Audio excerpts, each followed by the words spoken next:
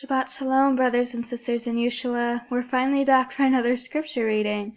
I apologize it's been so long. It's almost been an entire month since I've done the reading again. I guess things have just been kind of crazy here. Alright, so let's get started. Okay, this is Genesis 14, and please once again bear with me on the names, okay? Alright. At the time when Amraphel was king of Shinar, RUACH, king of Elazar,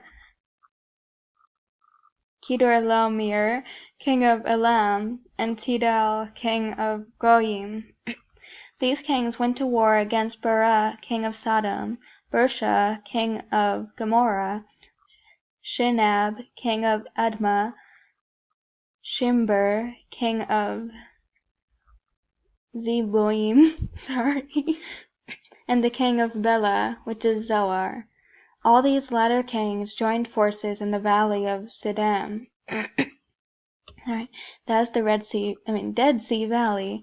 For 12 years they had been subject to Kedorlaomer, but in the 13th year they rebelled. In the 14th year, Kedorlaomer and the kings allied with him went out and defeated the Rephaites in Ashtaroth, Karnaim, the Zuzites in Ham, the Emites in Shaveh. I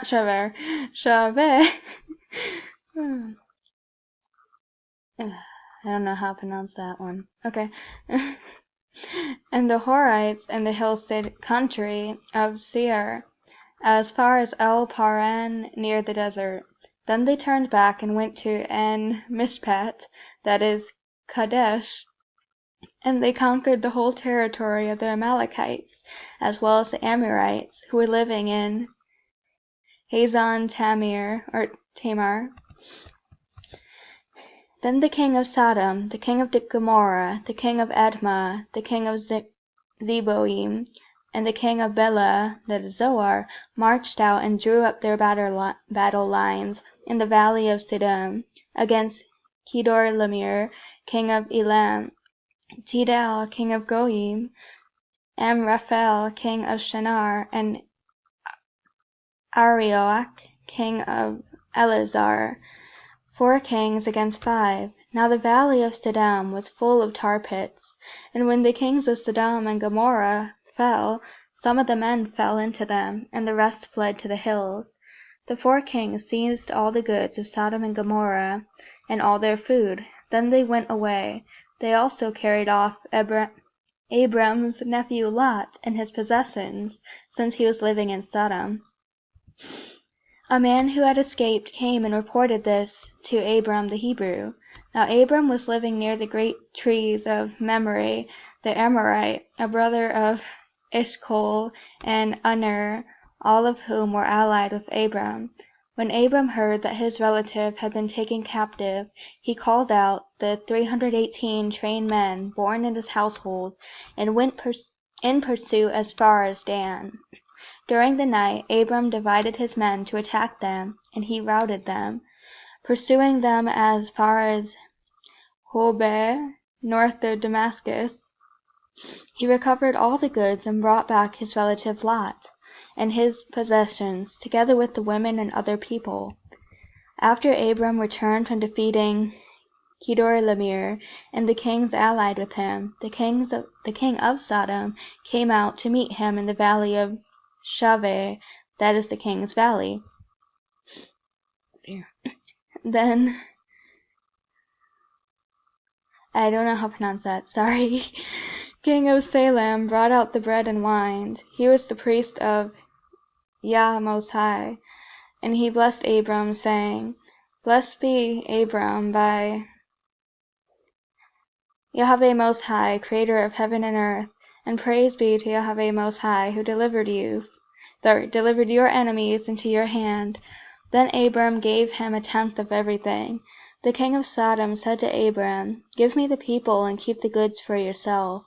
But Abram said to the king of Sodom, with raised hand, I have sworn an an oath to Yahweh, Yah Most High, Creator of heaven and earth, that that I will accept nothing belonging to you, not even a thread or a sheep, or the strap of a sandal, so that you'll never be able to say, I made Abram rich. I will accept nothing but what my men have eaten, and the share that belongs to the men who went with me to Ener, Eshcol, and Mamre. Let them have their share. Okay, so we're going to be reading Matthew, or where we left off, which would be Matthew 13, verse 36, and hopefully get to Matthew 14 today. Okay. Then he left the crowd and went into the house. His disciples came to him and said, Explain to us the parable of the weeds in the field. He answered, The one who sowed the good seed is the Son of Yah. The field is the world, and the good seed stands for the people of the kingdom. The weeds are the people of the evil one, and the enemy who sows them is the devil. The harvest is the end of the age, and the harvesters are angels. As the weeds are pulled up and burned in the fire, so it will be at the end of the age. The Son of Yah will send out his angels, and they will weed out of his kingdom everything that causes sin and all who do evil. They will throw them into the blazing furnace, where there will be weeping and gnashing of teeth. Then the righteous will shine like the sun in the kingdom of their Father. Whoever has ears, let them hear. Okay. The kingdom of heaven is like treasure hidden in a field. When a man found it, he hid it again, and then in his joy went and sold all that he had and bought that field. Again, the kingdom of heaven is like a merchant looking for fine pearls. When he found one of great value, he went away and sold everything he had and bought it. Once again, the kingdom of heaven is like a net that was let down into the lake and caught all kinds of fish. When it was full, the fishermen pulled it up on the shore. Then they sat down and collected the good fish in baskets, but threw the bad away. This is how it will be at the end of the age. The angels will come and separate the wicked from the righteous and throw them into the blazing furnace, where there will be weeping and gnashing of teeth. Have you understood all these things? Yahushua asked.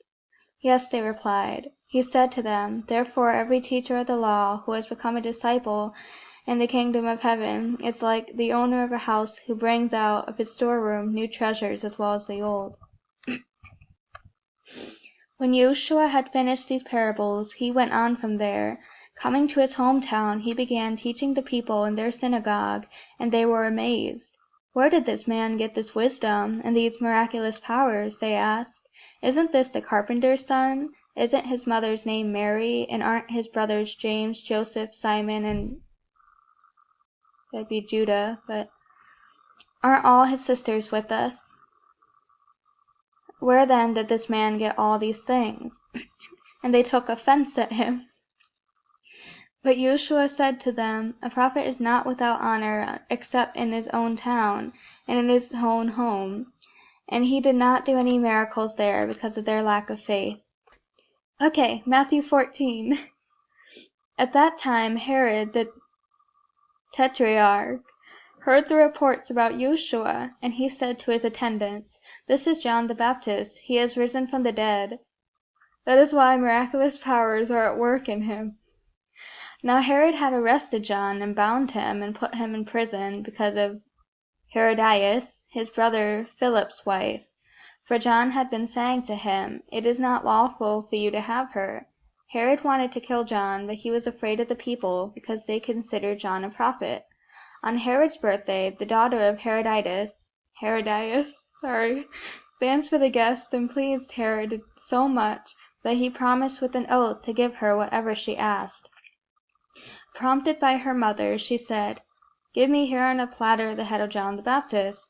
The king was distressed, but because of his oaths and his dinner guests, he ordered that her request be granted, and had John beheaded in the prison. His head was brought in on a platter and given to the girl, who carried it to her mother. John's disciples came back and took his body and buried it. Then they went and told Yahushua. When Yahushua heard what had happened, He withdrew by boat privately to a solitary place. Hearing of this, the crowds followed him on foot from the towns. When Yahushua landed and saw a large crowd, he had compassion on them and healed their sick. As evening approached, the disciples came to him and said, "This is a remote place, and it's already getting late. Send the crowds away, so they can go to the villages and buy themselves some food." Yahushua replied, "They do not need to go away. You give them something to eat."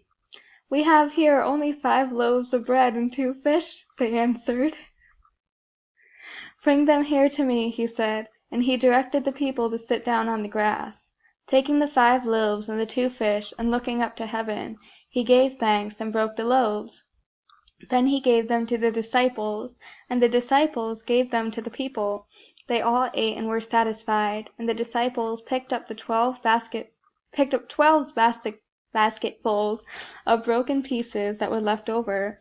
The number of those who ate was about 5,000 men, besides women and children. Okay. Immediately Yahushua made the disciples get into the boat and go on ahead of him to the other side, while he dismissed the crowd. After he had dismissed them, he went up on a mountainside by himself to pray. Later that night he was there alone, and the boat was already a considerable distance from the land, buffeted by the waves, because the wind was against it.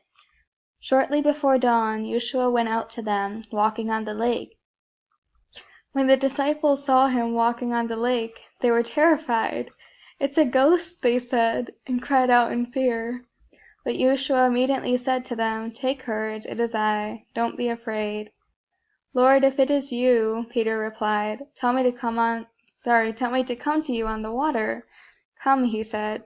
Then Peter got down out of the boat, walked on the water, and came towards Yahushua. But when he saw the wind, he was afraid and began to sink. Cried out, "Lord, save me." Immediately Yahushua reached out his hand and caught him. "You have little faith," he said. "Why did you doubt?" And when they climbed into the boat, the wind died down. Then those who were in the boat worshipped him, saying, "Truly you are the Son of Yah."